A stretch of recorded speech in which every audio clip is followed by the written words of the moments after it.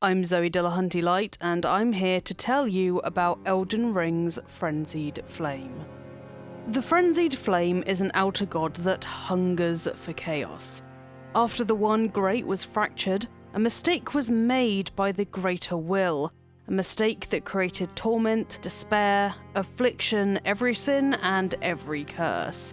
For those who follow the Frenzied Flame, and indeed the desire of the outer god itself, the only way to free the lands between of this mistake is to burn it all in Chaos Flame, ridding the world of torment, despair, and sin, and return everything to being one in the ashes.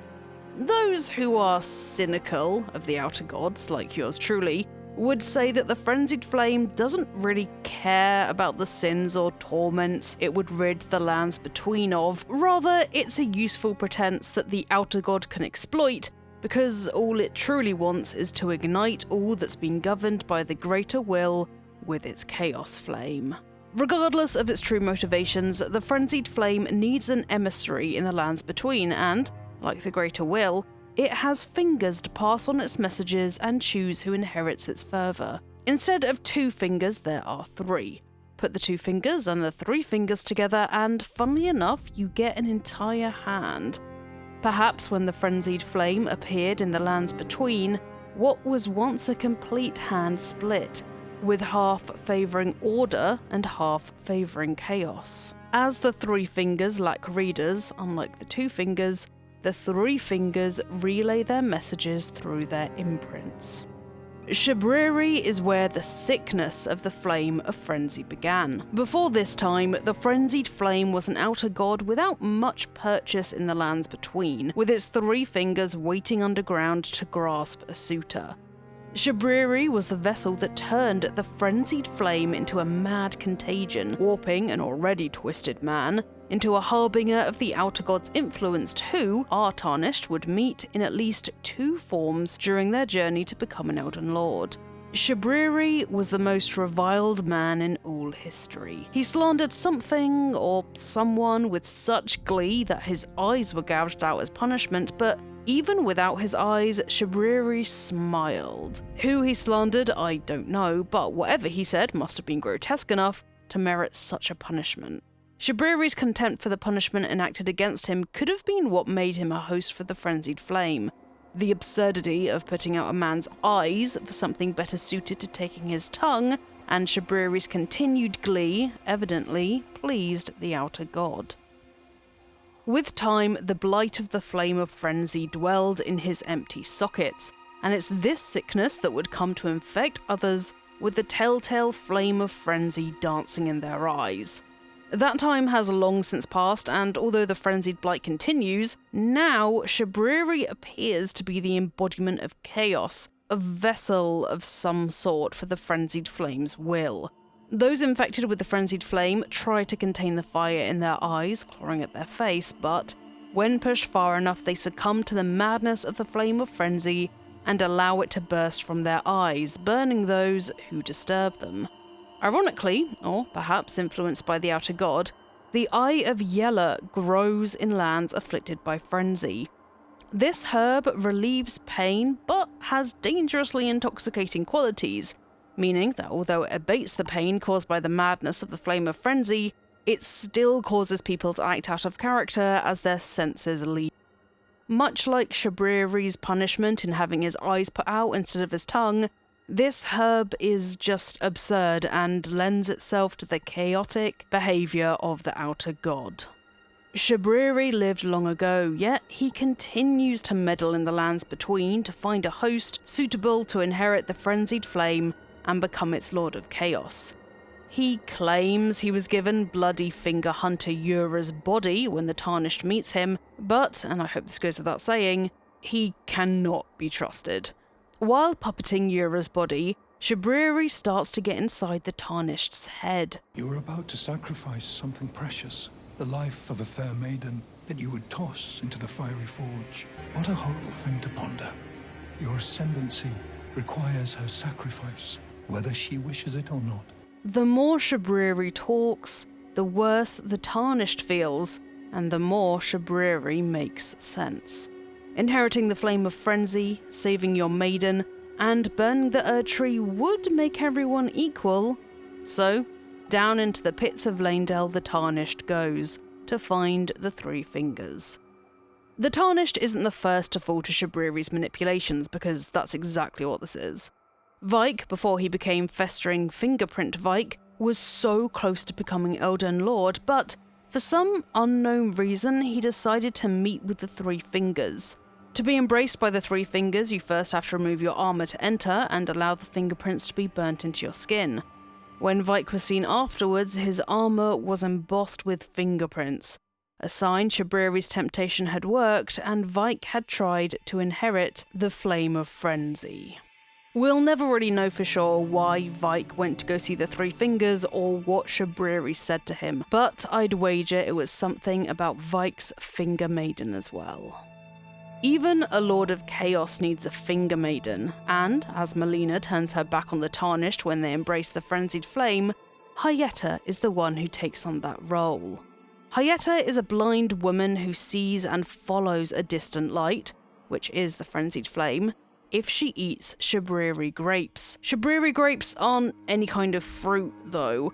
They're the gouged eyeballs fed to Hyetta by those afflicted by the Frenzied Flame. And yes, that means they're feeding Hyetta their own eyes.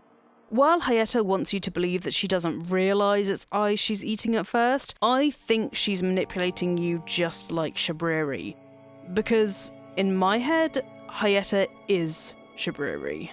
Hyetta shares the body belonging to Irina, the unfortunate woman whose father, Edgar, defended Castle Morn.